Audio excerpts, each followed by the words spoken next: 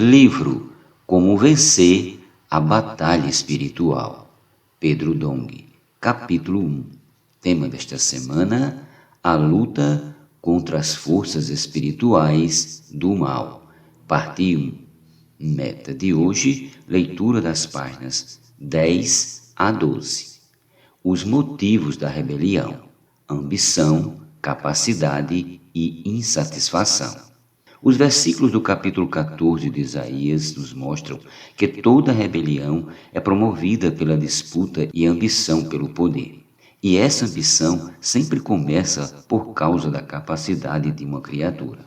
Em Ezequiel lemos: Filho do homem, levanta uma lamentação contra o rei de Tiro e diz-lhe: Assim diz o Senhor Deus, tu és o sinete da perfeição, cheio de sabedoria e formosura. Estavas no Éden, jardim de Deus. De todas as pedras preciosas te cobrias: o sárdio, o topázio, o diamante, o berílio, o ônix, o jaspe, a safira, o carbúnculo e a esmeralda. De ouro se te fizeram os engastes e os ornamentos. No dia em que foste criado, foram eles preparados. Tu eras querubim da guarda, ungido, e te estabeleci.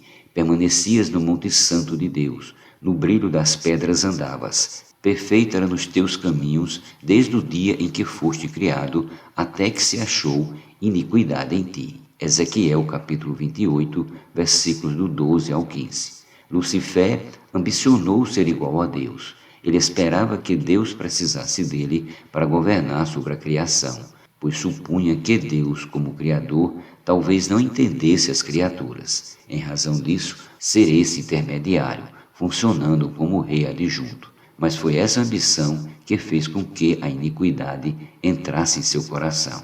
Perceba que todas as rebeliões na Bíblia estão vinculadas à ambição pelo poder. Por isso vamos cuidar de nós mesmos, principalmente se ganhamos uma posição de destaque ou quando nos achamos muito capazes, belos e bons. Se estivermos nessa condição, na verdade, estaremos a um passo da queda da rebelião. Por exemplo, em Números está descrito a história da rebelião de Miriam e Arão. Falaram Miriam e Arão contra Moisés por causa da mulher cuxita que tomara, pois tinha tomado a mulher cuxita. E disseram: Porventura tem falado o Senhor somente por Moisés? Não tem falado também por nós? O Senhor o ouviu. Então disse: Ouvi agora as minhas palavras, se entre vós há profeta, eu, o Senhor, em visão a ele, me faço conhecer ou falo com ele em sonhos. Não é assim com meu servo Moisés, que é fiel em toda a minha casa. Boca a boca falo com ele, claramente, e não por enigmas, pois ele vê a forma do Senhor. Como, pois, não temeste falar contra o meu servo, contra Moisés? Números capítulo 12, versículos do 1 ao 2 e os versículos do 6 ao 8. Deus escolhe homens para falar por ele e Moisés foi escolhido naquele tempo. Deus o levantou para conduzir o povo de Israel à boa terra de Canaã.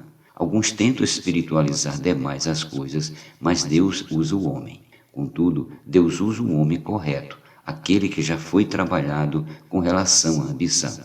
Apesar disso, para outros é difícil reconhecer que esse homem fala por Deus. É por isso que outros líderes disputam lugar com esse escolhido, acreditando que Deus também pode falar por todos e não somente por ele. Repito, todas as rebeliões na Bíblia acontecem como fruto de ambição. Os que têm ambição, não contentes com o fato de o Senhor falar por uma pessoa, querem disputar lugar de destaque e poder com quem Deus escolheu. Lembremos que Satanás domina este mundo por meio da ambição, pelo poder, pois juntamente com o poder também vêm outros benefícios, como enriquecimento, fama, glória, etc. Não caiamos nessa armadilha.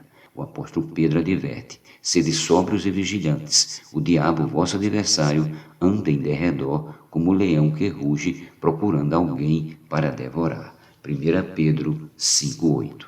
Estamos em meio a uma luta espiritual. Lucifer se tornou o diabo e Satanás o adversário de Deus. Ele hoje anda ao nosso redor como o leão que ruge sobre sua presa, procurando alguém para devorar. Apocalipse também revela: Assim, o grande dragão foi excluído para sempre. Ele é a antiga serpente, chamada Diabo ou Satanás, que tem a capacidade de enganar o mundo inteiro. Ele e seus anjos foram lançados à terra. Apocalipse capítulo 12, versículo 9, versão King James atualizada. Nosso adversário é muito poderoso, capaz de enganar e seduzir o mundo todo. Ele era a antiga serpente que enganou Eva, mas se tornou um dragão. Apocalipse capítulo 20, versículo 2.